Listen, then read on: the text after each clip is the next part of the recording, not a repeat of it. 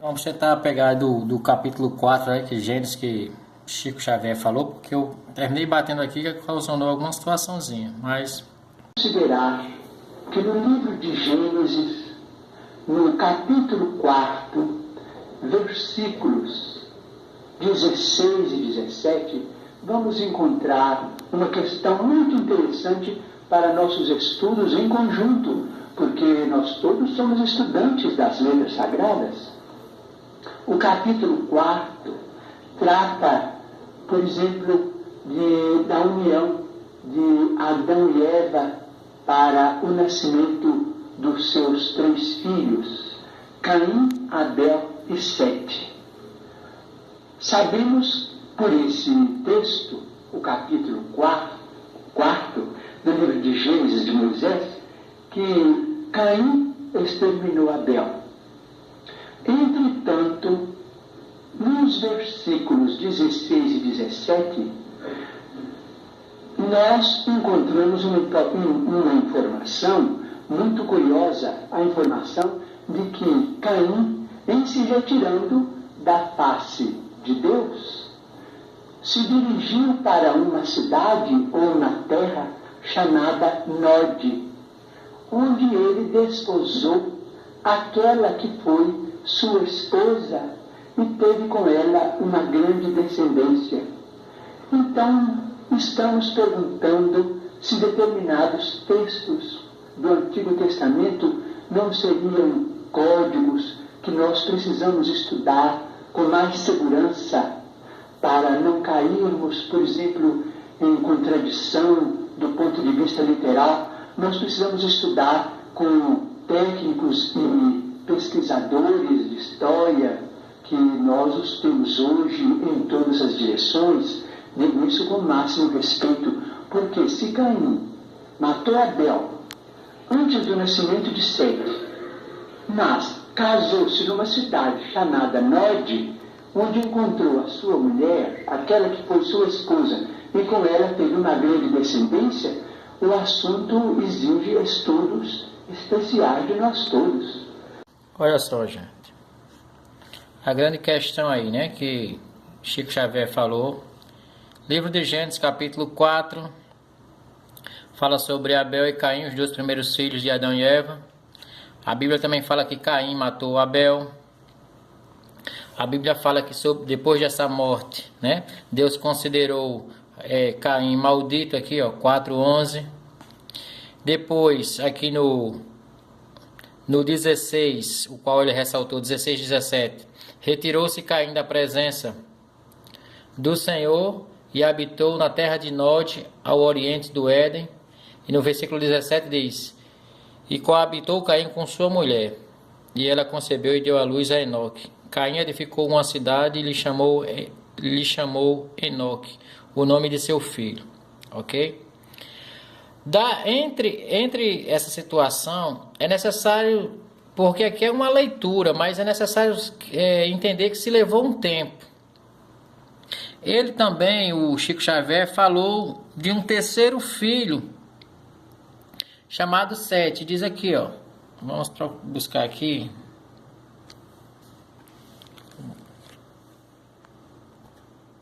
Tá aqui, ó, no 24, 26. Mas deixa eu ler aqui. Tá aqui no 25. Vamos ler no 25.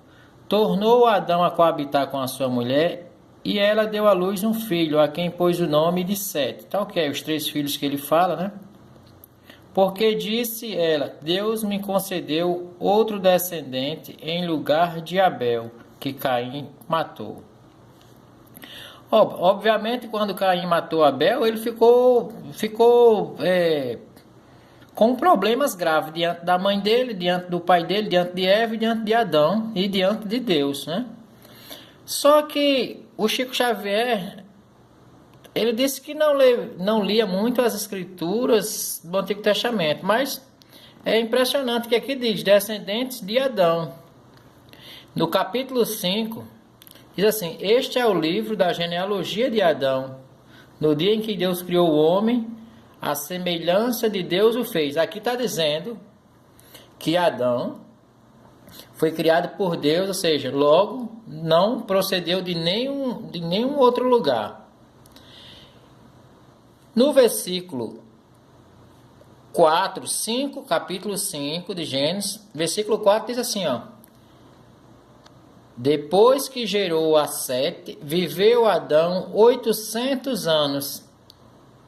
E diz, e teve filhos e filhas, ou seja, aí diz assim, os dias todos da vida de Adão foram 930 anos e morreu. Olha, 930 anos Adão viveu. Entre esse tempo, ele teve filhos e filhas. Filhos e filhas. 5:4, Gênesis 5:4. Quem casou? Quem foi a esposa de Caim, a qual ele quis, deixar aí a pergunta que devíamos estudar? E estou estudando aqui junto para mostrar, não mais a ele, porque ele não pode me escutar porque está morto, mas aos espíritas e a quem interessar. Caim, ele casou com uma de suas irmãs, porque naquele tempo era natural que os irmãos se casassem com a irmã. Estava começando a criação. Talvez você ache estranho e ache, não, mas isso é um pecado, Deus não ia permitir. Eu vou lhe mostrar uma prova muito próxima aqui de Caim e Abel com Abraão. Abraão, ele se casa com a sua irmã Sara. Talvez você diga, mas Sara não era esposa de Abraão? Era, mas eles eram irmãos. A Bíblia comprova isso. Vou mostrar a vocês. A importância de estar lendo as Escrituras do começo ao fim. Livro de Gênesis, capítulo 20, versículo 12. Olha o que o próprio Abraão vai falar aqui, inspirado por Deus. Por outro lado, ela de fato é também minha irmã, filha de meu pai e não de minha mãe, e veio a ser minha mulher. Ok?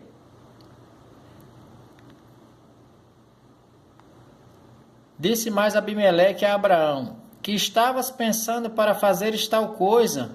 Respondeu Abraão: eu dizia comigo mesmo, certamente não há temor de Deus neste lugar, e eles me matarão por causa da minha mulher. Por outro lado, olha só, por que aqui está falando? Porque Abraão tinha dito para Abimeleque que Sara era sua irmã, mas Abraão de fato não mentiu, ela era irmã e esposa. Porque ela, olha, era por parte de pai, ó, filha de meu pai. Entendeu? O pai de Abraão teve um caso com outra mulher, e aquela outra mulher teve uma filha, o qual foi Sara, e Sara veio a se casar com...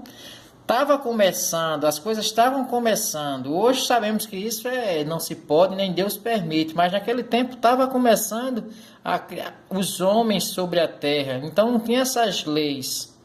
Amém? Então, provavelmente a irmã de Caim foi a mulher de Caim, a própria irmã. Cidade de Nod. Nod não é o nome de ninguém. Nod, eu botei até aqui, significa exílio ou então fuga. Foi para onde Caim teve que sair dali, da presença do pai dele e da mãe, no caso de Adão e Eva, e foi viver em outro lugar, né? Aí aqui diz, aí coabitou Caim com sua mulher, mas não era que existia uma mulher lá não. Ele levou a própria irmã dele e com ela ele teve filhos. Ok? O qual chamou Enoque. Amém? Essa talvez seja a grande dúvida que o Chico Xavier tinha, e aí a Bíblia explica. Eu mostrei um caso muito parecido de Abraão com Sara, que eram irmãos e se casaram, para depois você não falar, isso ele está pensando é loucura. Não, a Bíblia diz tudo.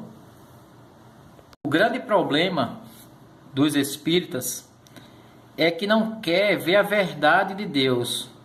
Olha só, quando uma pessoa morre.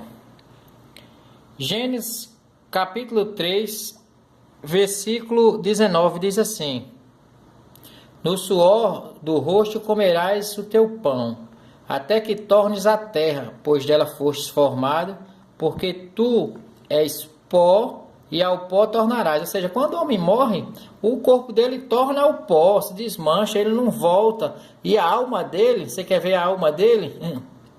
Vamos ver para onde é que a alma dele vai. Olha só. Velho Testamento também, ó. Livro de Jó, capítulo 7, versículo 9. Vamos ver o que tem aí? Vamos ver se dá um ângulo, né? Para que a gente possa ler juntos. Esse meu celular, às vezes o zoom fica um pouco... Mas tá aí, ó. Tal como a nuvem se desfaz e passa, aquele que desce à sepultura jamais tornará a subir. Entendeu? É Deus usando Jó aqui, falando para ele escrever, tal como a nuvem se desfaz e passa, aquele que desce à sepultura, ou seja, aquela pessoa que morre, jamais tornará a subir. Não volta, meu irmão.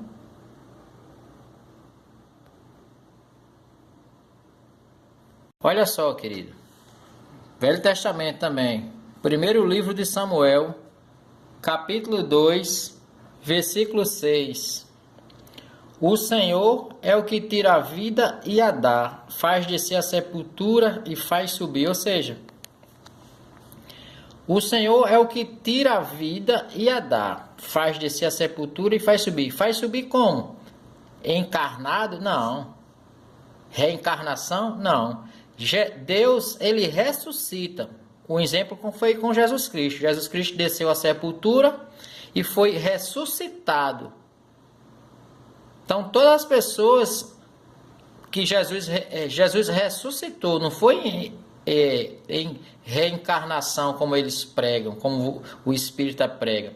Deus, ele ressuscita, ele não reencarna ninguém. Olha só, Novo Testamento. Ele disse que lia, né, se estudavam mais o Novo Testamento. Porque aqui também está Hebreus, capítulo 9. Versículo 27. E assim como aos homens está ordenado morrerem uma só vez, vindo depois disto o juízo. Aqui diz que o ser humano, e assim como aos homens está ordenado morrerem uma só vez, vindo depois disto o juízo. Se o homem morre uma só vez, ele não pode estar se reencarnando e vindo, voltando várias vezes, como eles afirmam. Não, negativo. A palavra de Deus não pode ser contrariada. Quando alguém contraria essa palavra ou quer pregar tirando o crédito dessa palavra, deve ser reprovado, segundo as Escrituras falam. Olha só, aqui também em Hebreus, capítulo 7, versículo 23, diz assim: ora, aqueles são feitos sacerdotes em maior número, porque são impedidos pela morte de continuar. Ou seja, quando a pessoa morre, ela não continua não. Deu ali, parou. A alma dela, ela vai entrar ali num descanso até o dia do julgamento de Deus. Ela não fica reencarnando em outras pessoas, não. Esqueçam isso, amados. A palavra de Deus, ela não se contraria. Ela não se contradiz. Aproveitando aqui também, Chico Xavier, que devia ter estudado também aqui o Antigo Testamento. Eclesiastes, vamos lá, capítulo 9, versículo 5, que diz: porque os vivos sabem que hão de morrer, mas os mortos não sabem coisa nenhuma, nem tampouco terão eles recompensa, porque a sua memória jaz no esquecimento. Quer dizer, é a Bíblia dizendo várias vezes que os mortos, quando morrem, né, nada sabem. Não sabem mais nada. Olha só, Antigo Testamento também, você que é amigo espírita, Deuteronômio, capítulo 18, do 10 ao 14. Vamos ler juntos? Não se achará entre ti quem faça passar pelo fogo seu filho ou a sua filha, nem adivinhador, nem prognosticador, nem agoureiro, nem feiticeiro, nem encantador, nem necromante, nem mágico. Olha o versículo 11, nem quem consulte os mortos. A Bíblia diz claramente que a gente não deve estar consultando os mortos. Pois todo aquele que faz tal coisa é abominação ao Senhor. E por estas abominações o Senhor teu Deus os lança de diante de ti. Perfeito serás para com o Senhor teu Deus, porque estas nações que has de possuir, ouvem os prognosticadores e os adivinhadores, porém a ti o Senhor teu Deus não permitiu tal coisa. Deus não permite nenhum ser que queira servir a Jesus Cristo, que é o seu Filho, e a Deus, que consulte os mortos. Toda pessoa que está fazendo isso, ela está contra a palavra de Deus, ela está em pecado. E a palavra diz que o salário do pecado é a morte. Romanos 6:23. Vamos ver se eu consigo aqui mostrar para você, amado. Para você não achar que eu quem estou criando caso, né? Romanos 6:23 diz, porque o salário do pecado é a morte, mas o dom gratuito de Deus é a vida eterna em Cristo Jesus, nosso Senhor. Ou seja, temos que ouvir, se Jesus Cristo é o seu Senhor, você tem que ouvir a voz de Jesus, os mandamentos de Jesus, os mandamentos de Deus. Certo? É isso aí. Se você diz que Jesus é o seu Senhor e Deus é o seu Senhor, então ouça as palavras de Deus. Olha só. Êxodo capítulo 20, versículo 3, diz assim: não terás outros deuses diante de mim. O que significa isso, amado?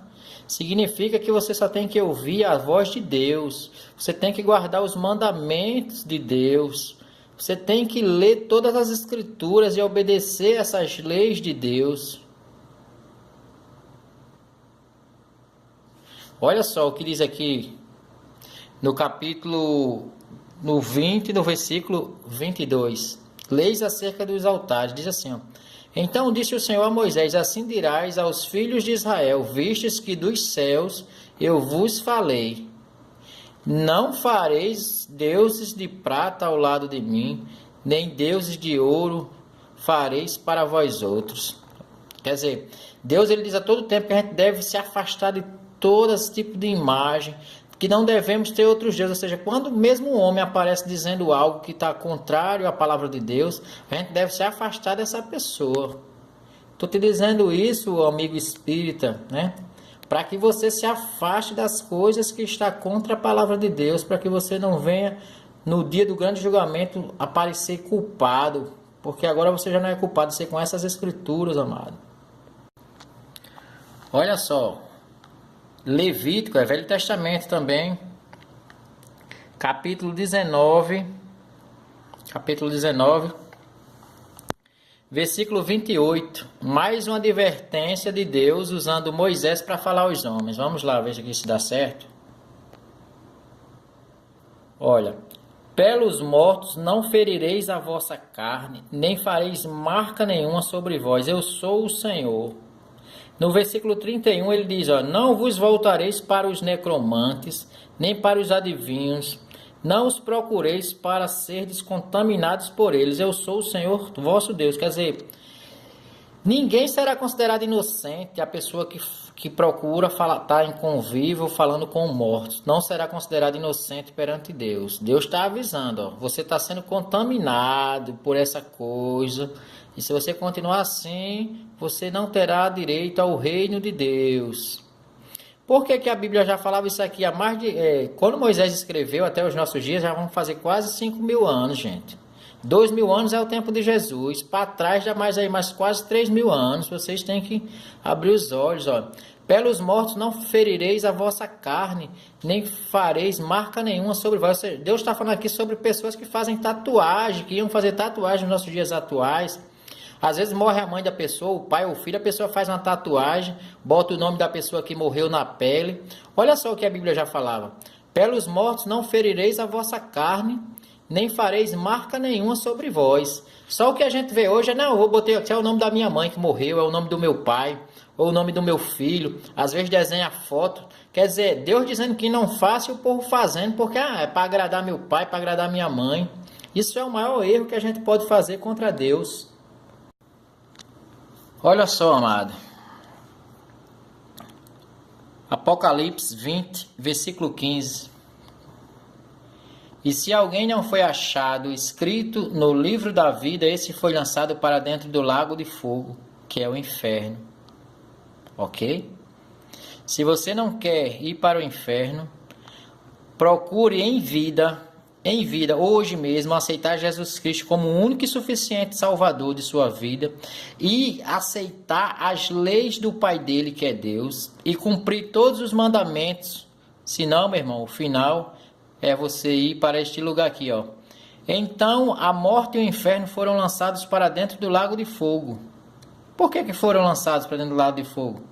Porque não estão no livro da vida. Que diz, ó. Aqui fala claramente, e se alguém não foi achado escrito no livro da vida, esse foi lançado para dentro do lago de fogo. E quem são as pessoas que serão lançadas para dentro do lago de fogo? Apocalipse 21, versículo 8 diz assim, ó. Vamos lá, versículo 8. Quanto, porém, aos covardes, aos incrédulos, aos abomináveis, aos assassinos, aos impuros, aos feiticeiros, aos idólatras e todos os mentirosos, a parte que lhes cabe será no lago que arde com fogo e enxofre, a saber, a segunda morte. Meu irmão, tá aí. Ou você